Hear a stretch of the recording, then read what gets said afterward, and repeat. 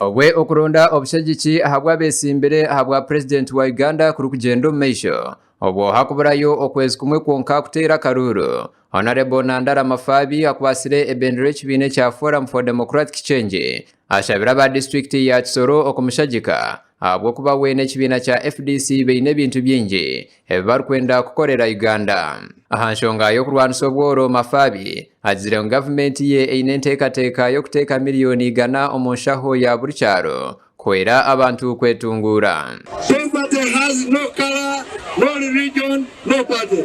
Umuchane ntaufitira njinta mumenyo umuhangu ntaumenya mutoya mumenya hurumwe wefu. We are one coming with a solution to resolve the issue of poverty. None tuwazanya mubazi okukemura ubukene.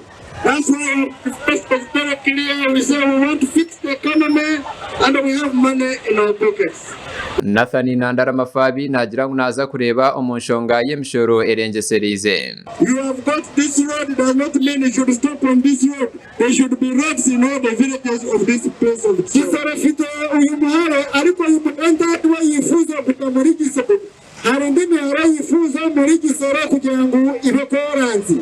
Because every day you're paying taxes on people of Kisoro. Kubera buri munsi abantu bakisoro muri shiraga imisoro.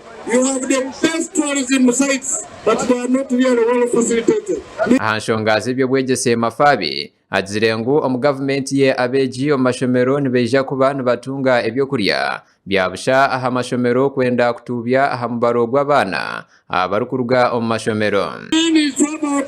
Some money which is better stay in the government houses and offer their children from primary up to university, while our children who are studying in the government schools will eat food at school on government account. Ebyo bikiriaho omuri Kamwenge. Honorable Robert Kyagulanyi kwasire bendera kibina kya National Unity Platform araganisa abantu ku government ye neja kuhindura Uganda kandi buri omwe ajesimise. Batumale kuangula okuva mu Uganda ensya tunagenda mu Uganda empya tujja kubanga tuli wamu mu Uganda empya teza kubayo bisa tribalism buli munyayuganda naza kuguma na munyanyuwe. Nobo abibyo kwerinda barabe babeire baruho omuri Kamwenge tabereho kavuyo kona no hakuba emihondano yona okutera akaruru kurondora abe president wa Uganda nagweja kuba 2015 biko kubanza umwaka gurukwishe 2026 ekiri kumasango haburayo kwezi kumwe kwonka gasha kwa Adonia Atwire hamwe na Catherine Charukunda habwa tayarwe.